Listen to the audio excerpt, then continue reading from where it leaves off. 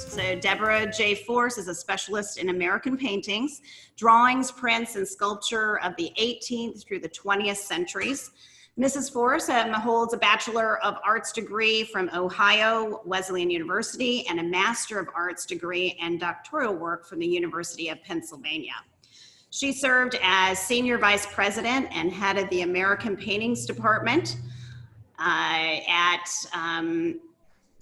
Christie's in New York, and Director of American Art at Herschel and Adler Galleries Incorporated, one of the foremost galleries in the United States dealing in American art from the 18th through the 20th centuries.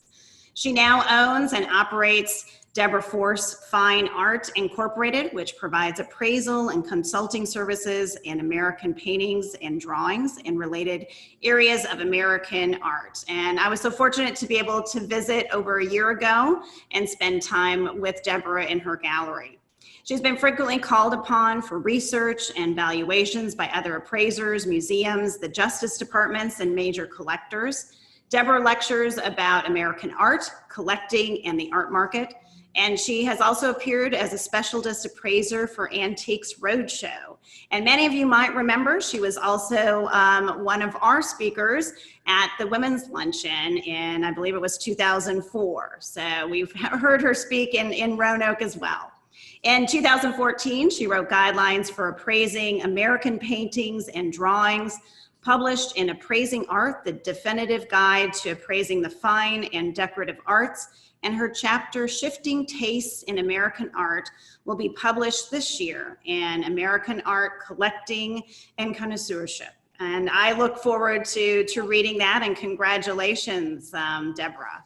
And one thing that might be a fun fact that not everybody knows is that you actually moved to Radford in the 4th grade when your father became city manager of the city of Radford. That's correct. We were originally from Ohio and had lived in the north up to that point, and my father got the job as city manager, and we moved, and we were there from 4th through 8th grade. I started my high school years at Radford High, and actually Barbara Pace was there the same time, but we didn't know each other until later in life. And then we moved on to Williamsburg, where my father became the city manager there until he retired. So although I'm not a Virginian, I certainly spent most of my growing up years in Virginia. Wonderful. Well, as we start the conversation, I'd like to give a little bit of background on our permanent collection, and it was thoughtfully built. And the museum has built the collection of exceptional works, which includes 19th and 20th century American art, modern and contemporary art, as well as decorative arts. And the collection's growth is led by landmark commitments in the area of American art. Many individuals, as well as the Art Museum's Collector Circle, have contributed to this growth. But the greatest impact has been through 2 generous and foresighted patrons. Peggy McDowell Thomas, which was the Aikens bequest that many of us are familiar with and beloved as we see that on view at the museum. And the Horace G. Fralin Charitable Trust through its trustee, Haywood Fralin. So, and I have the pleasure to work with Haywood, through my role as executive director, and I look forward to hearing from Debra as she's been on, that with Haywood and Cynthia with the collecting. And from 1998 to 2004 and beyond, the Horace G. Fralin Charitable Trust has enabled the Art Museum to purchase American masterworks that are really beloved to our community. And I will say people travel in to see many of these that we'll be talking about this evening. And they're really from the 19th and early 20th centuries. And with that, Debra, I'll hand it to you to talk about, how did you meet Haywood and Cynthia? And I know Judy Larson, a former executive director that you spent time with and really assisted in this process. Well, I met Haywood and Cynthia when I was working at Herschel and Adler Gallery in the American Art Department there. And this was in the in the 1990s, early to mid 1990s. And we looked at art and became acquainted and developed a rapport that has been rewarding to this day. And it was a great opportunity. And at the time as well, the Roanoke Museum, which is what it was called at that point, was looking for a director. So I had known Judy Larson for many years when she was at the High Museum in Atlanta. So I suggested that she might be a good candidate, and then it turned out that she was hired, and it became a very nice marriage. At the time, Haywood was in charge of the Horace G. Fralin Trust, and they were on a mission to buy American art for the museum. And so they enlisted me mostly because I was in New York and I was constantly at galleries and at the auctions and so on and so forth. And so I was called upon to help them search for appropriate art for what they wanted to do. And we were mostly interested in, as you mentioned, Cindy, the 19th century and early 20th. And we were looking for major artists as well as rare artists, historic work. We were not looking at contemporary, we were looking at traditional American art. And we also were looking at both galleries and auctions. So it was really a wide scope. Generally, our visits in New York, where Haywood and Judy would come up, would revolve around auction time, but we also would look at galleries at the same time. And so we were on a whirlwind, usually a couple of days of just running around the city, looking at all kinds of things and trying to decide what might be appropriate for the museum. So that's basically how it started and how I was involved. And I can imagine that whirlwind in New York during those auction times. So tell us about, let's go to the first piece, that Across the Park, and how did you acquire this one? And it's a beautiful piece that is part of our collection and an important work. Well, this is a sensational example by Child Hassan. It's a terrific subject. It's Central Park. It's beautifully painted. It's from a very good period of his career. And when this came up for auction, and I think at Christie's, and when when the auction catalog came up, Haywood was very interested and taken with it. And I also had another collector who was looking at it, and I basically had to convey to each of them that they were both looking at it, and we needed to decide what to do. And so the other party said, well, why don't you flip a coin, and I'll take heads or tail, whichever it was. I'll call it, and then Mr. Fralin will call it, and we'll see who gets it. So gets to bid on it, and turns out Haywood was very lucky and won. And the idea was that if another work where they both were interested came up in the future, the other person would have first dibs on that one. So that's a very unusual kind of way of bidding, but it's certainly, the museum was able to obtain a truly wonderful example of this artist. Well, lucky for us, Haywood, you called it right. So let's go on to the next one. Norman Rockwell framed, and as everyone on this call knows, we had really we had Norman Rockwell exhibition here as our first ticketed and banner exhibition, and one of the centerpieces that we showed was framed. Well, this is again a sensational example by Rockwell. It's a very well-known image, and interestingly enough, Judy Larson was very keen to get a Rockwell. She had worked on a Rockwell exhibition and thought that it would be great for not only the museum, but the city of Roanoke and southwestern Virginia to have a good example by the artist. At the same time, Haywood was also very appreciative of Rockwell's work. So we decided that we should definitely bid on this particular piece. So Rockwell's market is very strong, and we had a nice bid for the painting, but it was anyone's guess whether we would be outbid. But what ended up happening, again, luck played into the equation. there was a person who was interested in bidding on the piece, and they were in a cab. I believe their cell phone wasn't working, so they couldn't call in to do a phone bid, and they were late getting to the sale and missed it. So we were able to buy the painting at a very good price, and through the elimination of the competitive bidder. So that was quite a wonderful story, and they ultimately, I think, were able to buy the drawing that related to this painting, but had always hankered to have the painting itself. We're very lucky indeed, and in the exhibition Outside Eyes, where the Rockwell is on view, we have a quote from Haywood about the story, and so we continue to share that as well, which is fun, and in terms of those extra pieces. And so the next one, John Singer Sargent, Portrait of Nora Gribble. This is also a phenomenal piece where we have visitors that travel in to particularly see this masterwork. Well, again, this is a wonderful example by Sargent. It's a full-length portrait, and of course, he was known for his commissioned portraits throughout his lifetime. This is one that we bought at a gallery. So, as you can see from the auction standpoint, you never know what's going to happen at an auction, but when you're in a gallery, you have a little bit more control in terms of how you acquire work. This was at the Adelson Gallery, which was an entity that also is still doing the catalog raisonné on the artists, so they tend to get some of the best Sargents for sale.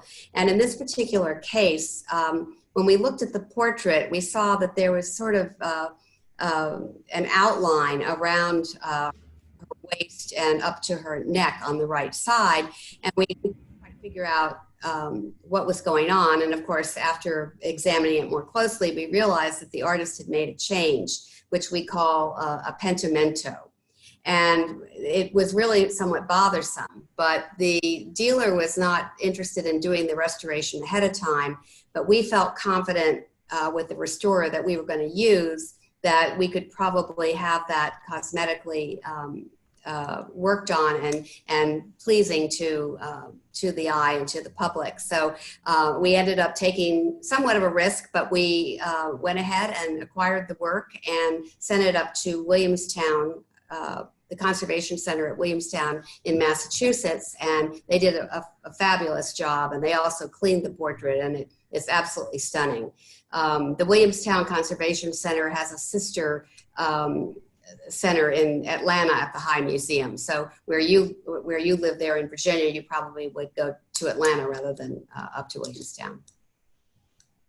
And definitely stunning. And I know another thing that you mentioned, this one is just a little bit over 9 feet tall. So being able to have a full length portrait for a collector, is not always the case either. So having it at the museum is a place where many can enjoy.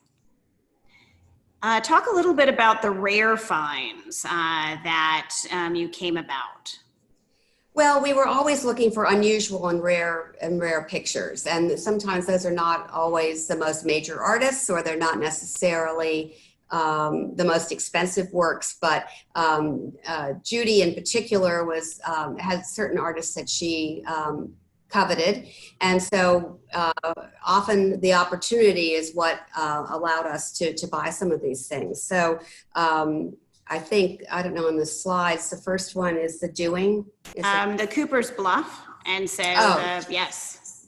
The Steichen. Yes, the Steichen.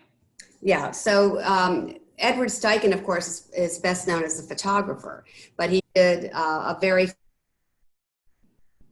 and we were lucky to find this. This is in one of our gallery hunts. We were at the Hollis Taggart Gallery here in New York, and Hollis had it for sale, and we were able to acquire it for the museum. And interestingly enough, you never know about connections as you go about in your search for art. And it turned out that Hollis had gone to W&L, Washington and Lee, so we had a little bit more camaraderie with him because of that. But we were able to get this fine painting. Yes, and then let's move on to the doing. And I know there's also a particular story there, and with the rose. The Mariah Oakey Doing, it's on view here, is also extremely rare. She was the wife of Thomas Wilmer Doing, who was important in American tonalism and impressionism at the turn of the 20th century. And she started out by painting still lifes. This is one of her rare figurative works. But like many artist couples, often the wife submerges her career to that of her husband. She has children, she has housework to do, and so on and so forth. So Mariah Doing actually had very little output in terms of her work. So we were very, very pleased to get this rather sizable and major work. And it came from a gallery as well. Right. And the chapelle, the Captain John Smith Saved by Pocahontas. Well, we were also looking for historic material and certainly always kept in mind Virginia-related material. So Alonzo Chappell was a 19th century illustrator who did prints and illustrations for books, and he enjoyed looking at historic material from an earlier period. So obviously, Pocahontas Saving Captain John Smith was much, much earlier. But it is a very classic subject and certainly a very strong story for Native Americans and the founding of Jamestown and the history of Virginia. So we were able to acquire this in a small auction where we found an opportunity, and again, it wasn't followed by a lot of collectors. So we were able to get a nice buy on this particular work. Wonderful. And the William Bradford, The Voyage of the Polaris, which is on view as you enter our permanent gallery, and is again just stunning as you walk in. And the story behind it that we always share, and all the details that you can see. Well, this is a major work for the artist. It was acquired from a gallery. It has a great story about a ship being trapped in the ice and the rescue of the crew. It's monumental in terms of its scale. And what was especially interesting about this is that Judy was interested in Arctic exploration, what was going on in America. This was done in 1875. And she also knew that this kind of imagery was not only captured in paintings, but also in other types of art, decorative arts. And so she was able to find a silver piece by Gorham that has some of the motifs that you would see here in the painting. And I believe you have that on view as well. Is that?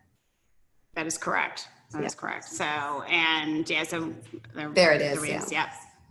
So a wonderful companion to the painting. Yeah, great pairing to have on view. And the Thomas Hart Benton, the cotton picker, tell us a little bit about that. And I know when we get to your gallery, you have the twist on view. Yeah. Yes, well, we definitely felt that Benton would be an excellent acquisition for the museum. And as you may know, Benton, of course, was from Missouri, and he's probably best known for some of the Midwestern subject matter landscape in that area. But he also painted in the Ozarks and in Martha's Vineyard and in the South. And so we were lucky enough to find this Southern subject. It's obviously very poignant and pertaining to the history of the South and the cotton industry and so on. So this was really a very special acquisition. And when we were preparing this, you were asking me about the pieces that got away. And in this particular auction, this was bought at auction, we were also looking at a Reginald Marsh that was really terrific. But at auction, we have, I would always be given a particular amount or a bid to execute. And at auction, you never know what's going to happen. And on the case of Marsh, it turned out that I was on the right foot, meaning on the right bid as we were going along to get to the bid that I wanted. And then all of a sudden someone jumped in and bid ahead of me. And so it was beyond, the next bid would have been beyond my limit. So we missed out on the Marsh, but we got the Benton. And I must say that I think the Benton is a far more important purchase for the museum. So we did well. Well, we are also glad that you were able to acquire the Benton. And as the last rare find to talk about in this conversation is the Winslow Homer, which is also a favorite. Yes, well, we definitely were interested in Homer. Homer, of course, is one of the major figures in American art.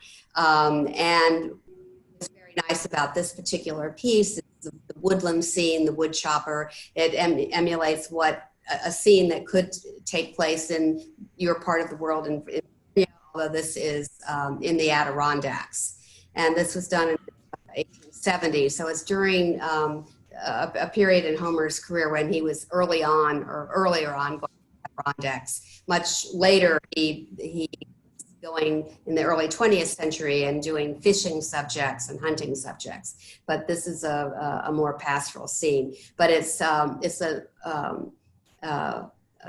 medium-sized work, but extremely powerful and just all about nature and about life at that time in America. Right.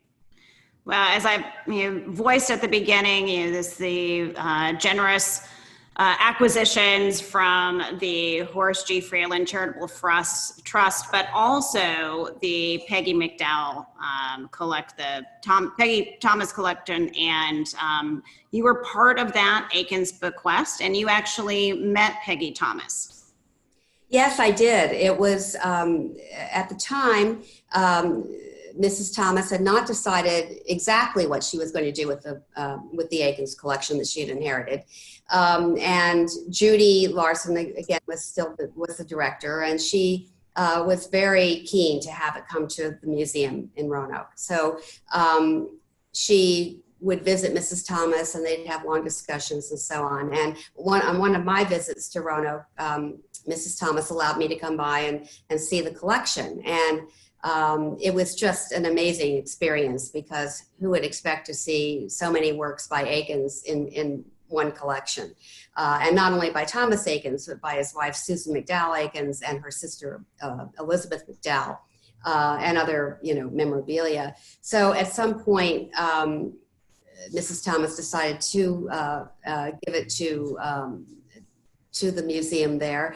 And that was despite the fact that the Virginia Museum, the Philadelphia Museum, and the National Gallery in Washington were all trying to get the material. So it is a real coup that Roanoke has this collection. And it's just so exciting. And then from there, once it was going to be gifted, I was called in to do the appraisal work for the gift tax, and got to look at the pieces more intimately, and really enjoyed that experience.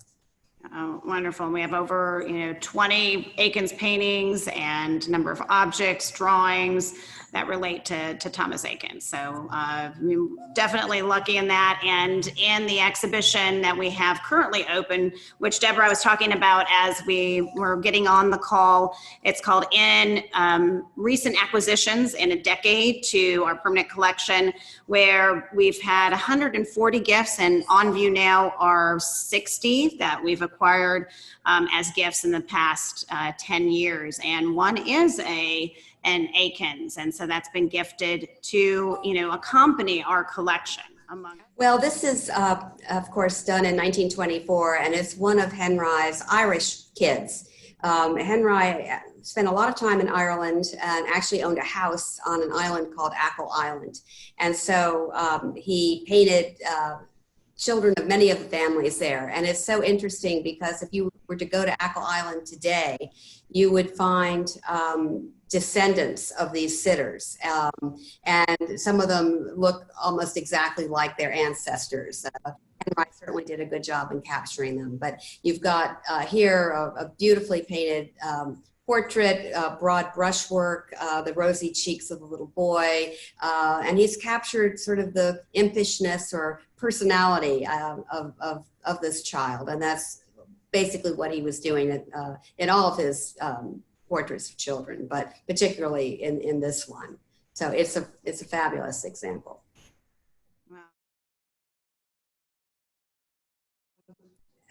I started my gallery in 1999.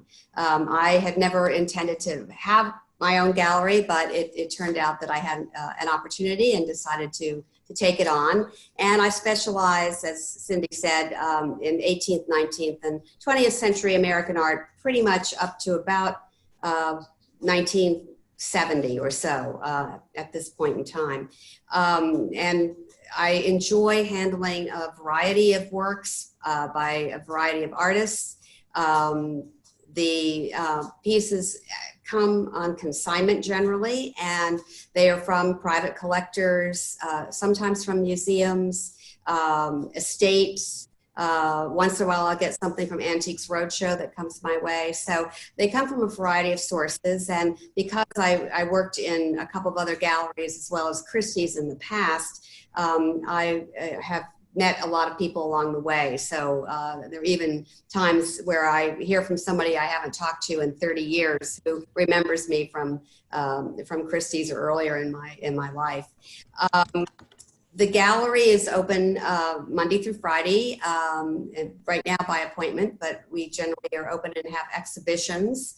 And we try to do exhibitions 4 to 6 times a year, depending on the material we're able to get. And a lot of the shows are generated by inventory or by works, new works that we get in. So in the case of the present show, we got a number of works that were totally fresh to the market, and they all seem to run into a theme.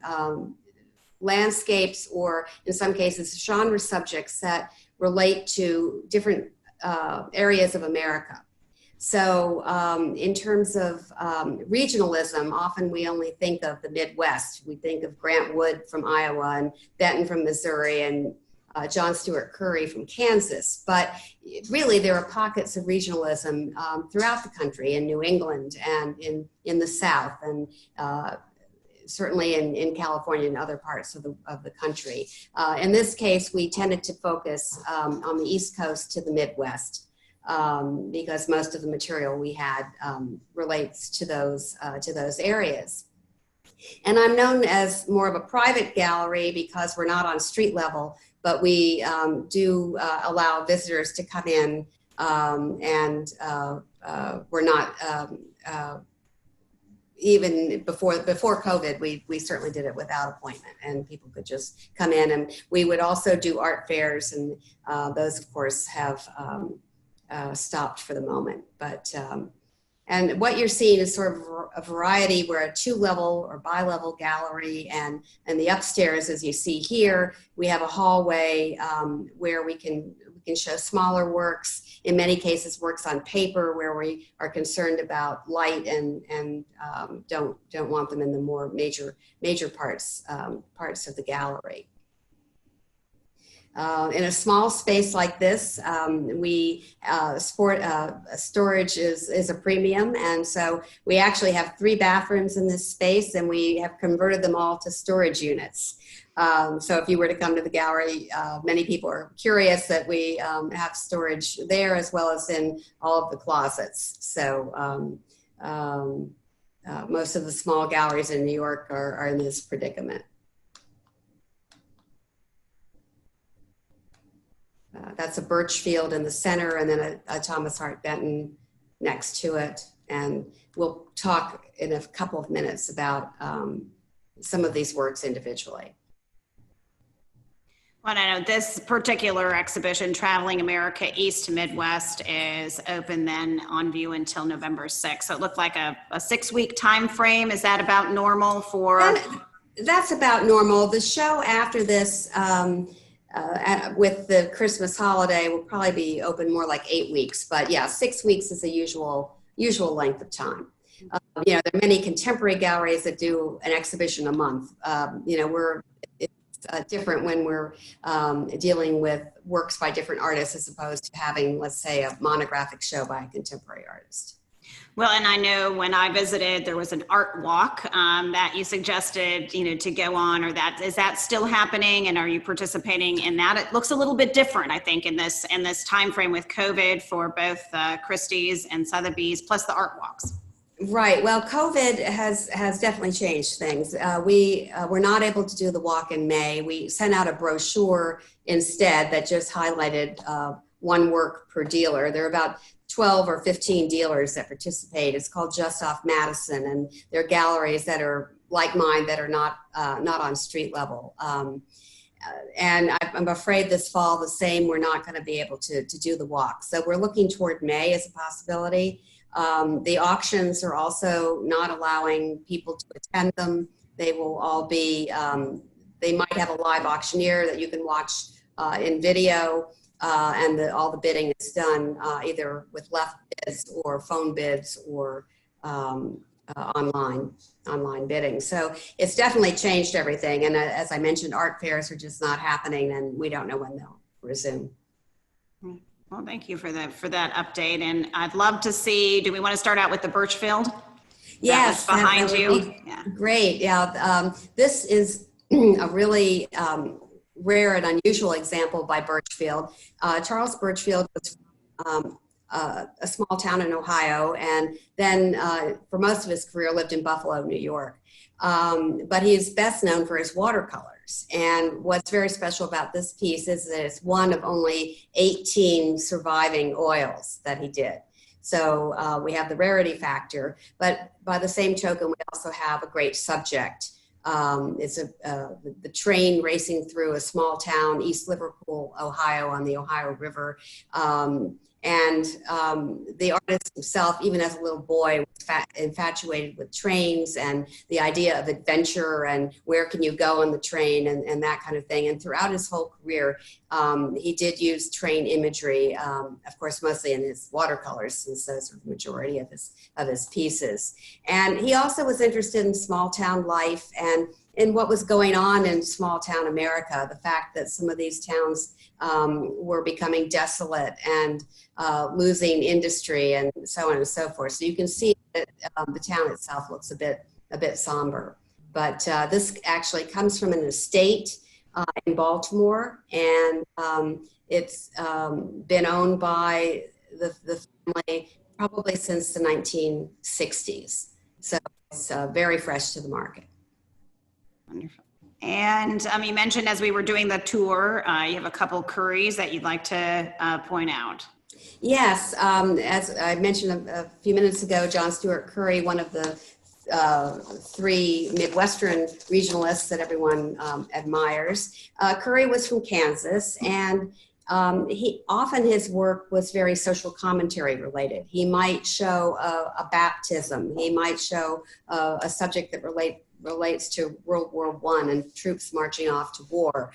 But he also loved the landscape of the Midwest, and this is a classic scene, the lone house, the car, the fields beyond, and it's also of nice scale. It's from 1930, and it's a great date for him. This too comes from another estate in Baltimore.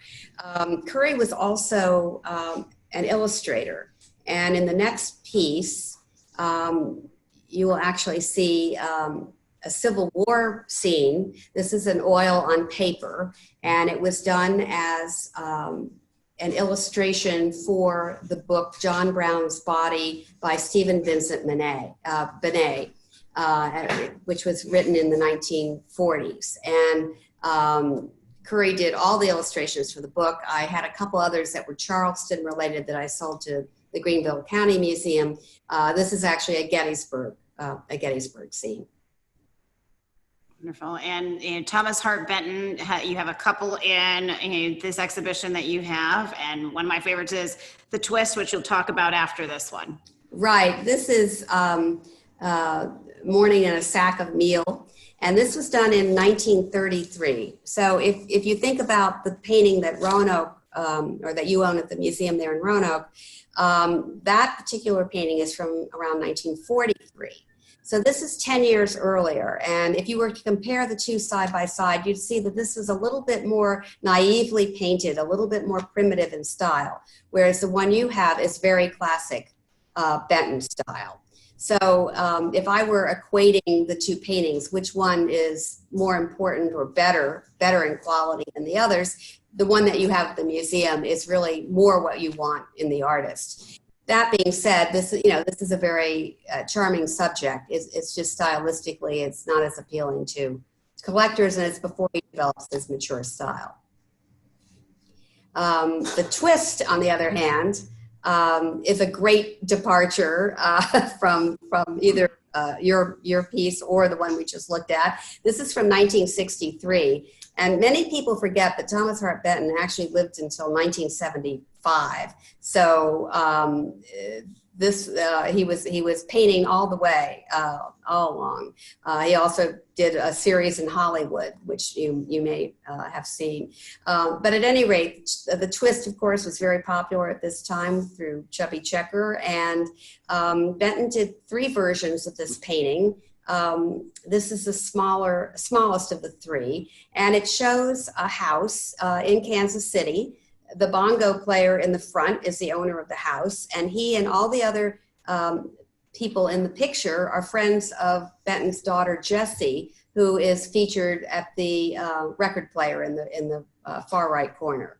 So it has a nice piece of history, a great sense of movement and color, and it's been an eye catcher for people who have seen the brochure or the postcard and so on. It's quite a nice painting.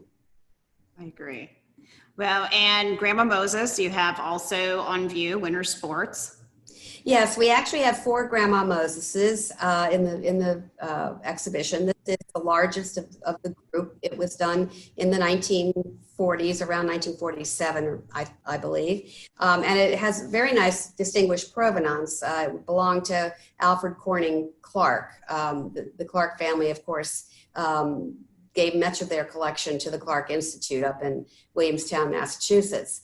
And this has been owned since a year or so after it was painted. So the family bought it early on, and it's exactly what you want in Moses's work. Most people covet her snow scenes, which of course this is.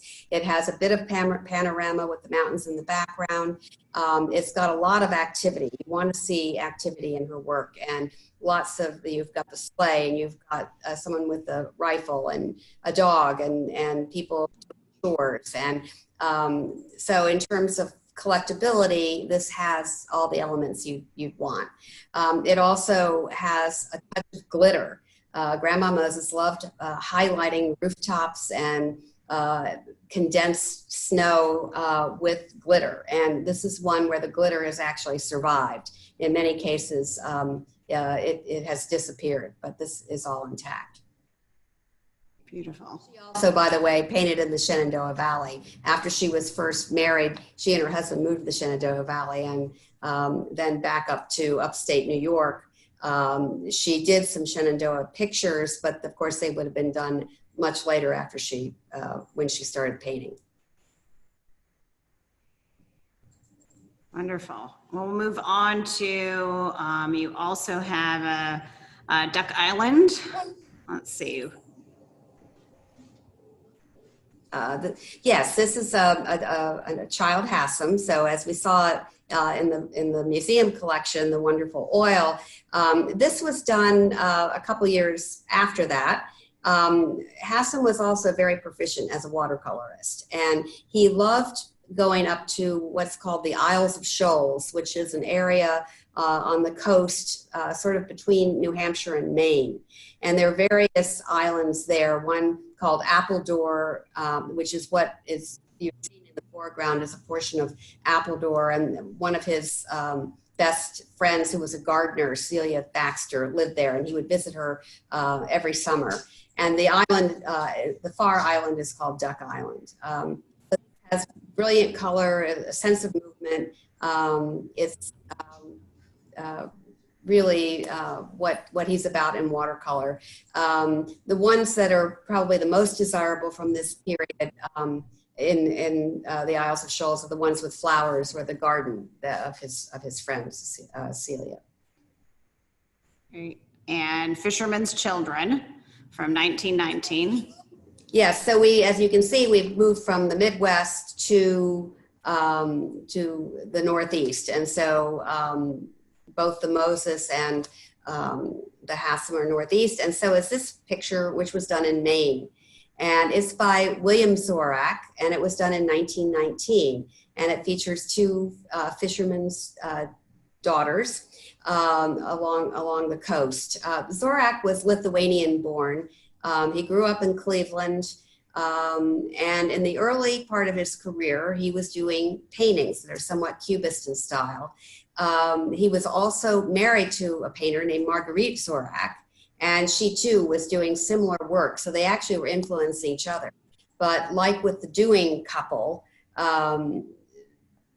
Marguerite Zorak ended up having two children, and she stopped painting and turned to tapestry, but only sparingly. And William Zorak turned to sculpture. So this is one of his few early paintings, and comes from an estate in Philadelphia. It was acquired in the 1950s. And a Wyeth, an Andrew Wyeth on view. Yes, continuing in Maine. This, of course, much later work done in 1982. Of course, the Wyeth's stronghold was in Brandywine, Pennsylvania, but they, N.C. Wyeth had set up a home in Maine, in Port Clyde, Maine, and then and of course, Andrew would go up with his family to visit there and loved it.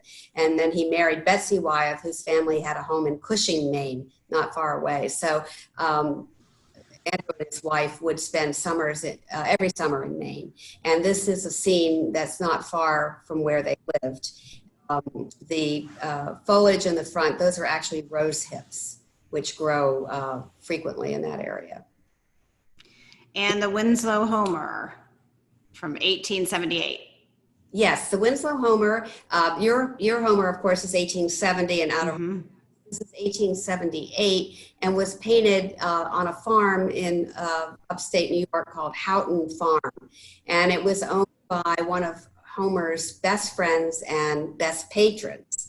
And so Homer, after his friend bought the farm, Homer went up there and actually painted 50 watercolors. This is one of the 50, and they're all highly coveted. They generally show farm subjects. Here you've got a farmer plowing, but they sometimes will show children, people gathering eggs, children gathering eggs, and other occupations that go on in the farming world. But this is a classic subject from that period.